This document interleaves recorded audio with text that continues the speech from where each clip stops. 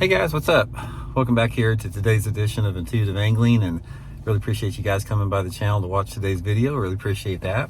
And guys, today I want to give you some tips and advice on what bass start to do, or how they start to position and how they react when the leaves start falling and when the leaves start changing colors, usually, into September, October, like we're in right now. But there's a definite transition and there's a definite shift in the mood and the personality of the bass we're going to talk about in today's video. Also, guys, just a quick reminder, one of the best fall lures that you can fish is a jig. Full-size jig, guys, is one of the best, baits from September till November. I'll include my Block It Throwback Jig link in the description of this video by Cumberland Pro Lures. I'll put my Tackle Warehouse link in there if you guys would like to try some jigs. And also, we got the sale on my Solar Bat Series RB2 and RB3 series sunglasses that will wind up in the next by the end of September here, or the sale goes to the end of September. So if you guys are interested in getting a pair at 20% off, I'll put that link in the description also. Really appreciate that. Okay guys, fall, it's one of my favorite times of year to fish, simply because all the colors on the lake, most lakes have a lot of trees on them, you got a lot of color changes, got some little bit cooler air. Fish are starting to move a little bit, getting a little bit more active after being really tough in the late summertime. And I want to talk about one specific aspect that you can count on, guys, anytime the leaves start falling and the leaves start changing colors a little bit, and that is wind.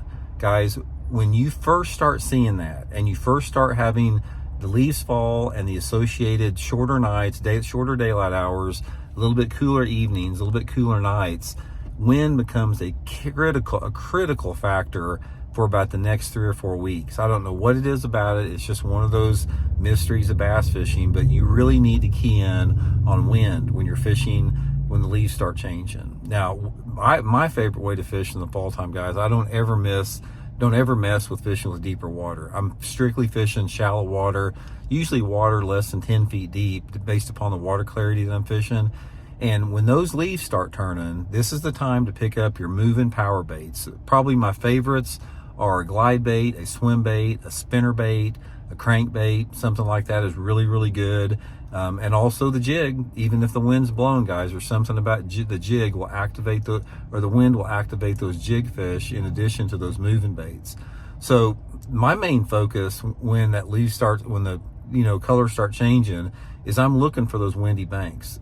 Doesn't matter if the wind's blowing 5 miles an hour or 20 miles an hour, I'm looking for those areas that are getting hit by the wind. And the areas, believe it or not, are not as important as fishing the wind. So a lot of times I'll run down the lake and I'll hit a point, a straight bank, a pea gravel bank, a bluff bank, a row of boat docks, whatever it is that has some wind coming in on it. And ideally, I like about a 10 to 12 mile an hour wind, because that's not too strong to interfere with, being able to fish without, your boat being hard to control. It's just enough. It gives you the perfect amount of chop on the water, and it just really activates the fish regardless of the water clarity. I don't care if the water clarity, guys, is six inches visibility or 20-foot visibility. Wind is going to be a really big factor. Now, I let my lure choices be dictated, fishing those windy areas based upon the water clarity. If the water is really clear, my favorite bait is a glide bait and ripping a spinner bait. Fishing a little 1/4 ounce or 3/8 ounce spinner bait, just burning it under the surface, or fishing those larger glide baits like the 5 to 8 inch glide baits. Clear water, wind, especially if you got some low light conditions, can be really, really good with that. If the water visibility is sort of in that normal range of like 2.5 to 4 feet, this is a really good situation for crankbaits. A lot of people don't realize it, guys, but in the fall time, a wiggle wart, something like a wiggle wart or a rock crawler, is really good in that mid-range water clarity. Other type of things, you can catch them on a spinner bait a little bit in that clarity, but it seems like to me 2.5 to 4 foot with wind, I catch a lot of fish on a crankbait. Even a lipless crankbait, like a rattle trap or something like that, can be really good on those flatter banks. And if that water is less than 2.5 foot of visibility, I'm going to a chatterbait, a spinnerbait, and the big jig. But the main thing that I wanted to reiterate here, guys, is key on wind. And if you can find banks that have shade on it with wind, that's even better, especially as the water temperature gets a little bit cleaner with that. If you have water visibility that's like less than 1.5 feet deep, really try to catch them on a spinner bait and a jig. That's going to be a really good deal if the wind's blowing.